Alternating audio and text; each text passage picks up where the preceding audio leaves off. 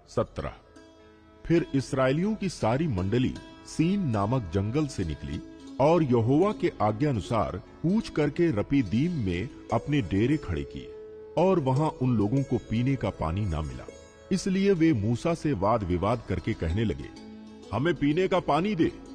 मूसा ने उनसे कहा, तुम मुझसे क्यों वाद विवाद करते हो और यहोवा की परीक्षा क्यों करते हो? फिर वहां लोगों को पानी की प्यास लगी, तब वे ये कहकर मूसा पर बुड़बुड़ाने लगे, तू हमें बाल बच्चों और पशुओं समेत प्यासा मार डालने के लिए मिस्र से क्यों ले आया है? तब मूसा ने यहोवा की दुहाई दी और कहा, इन लोगों के साथ मैं क्या करूं? ये सब मुझ पर पथराव करने को तैयार हैं।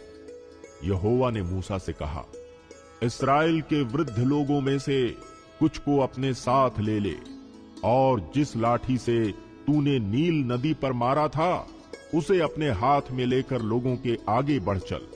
देख, मैं तेरे आगे चलकर होरेब पहाड़ की एक चट्टान पर खड़ा रहूंगा, और तू उस चट्टान पर मारना, तब उसमें से पानी निकलेगा जिससे ये लोग पिएं।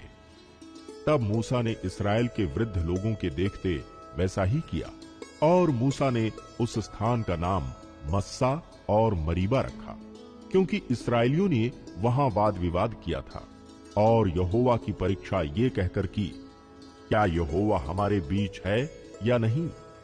तब अमालेकी आकर रपीदीम में इस्राएलियों से लड़ने लगे। तब मूसा ने यहोशू से कहा, हमारे लिए कई पुरुषों को चुनकर छांट ले और बाहर जाकर अमालेकियों से लड़, और मैं कल परमेश्वर की लाठी हाथ में लिए हुए पहाड़ी की चोटी पर खड़ा रहूंगा। मूसा की इस आज्ञा के अनुसार यहोशू अमालेकियों से लड़ने लगा, और मूसा, हारून और हूर पहाड़ी की चोटी पर चढ़ गए। जब तक मूसा अपना हाथ उठाए रहता था, तब तक तो इस्राएल प्रबल होता था, परंतु जब जब वो उसे नीचे करता, तब तब अमालेक प्रबल होता था। पर जब मूसा के हाथ भर गए, तब उन्होंने एक पत्थर लेकर मूसा के नीचे रख दिया, और वो उस पर बैठ गया, और हारून और हूर एक एक अलंग में उसके हाथों को संभाले रहे, और उसके हाथ सूर्यास्त तक स्थिर रहे। और यहोशू ने अनुचरों समेत अमालेकियों को तलवार के बल से हरा दिया।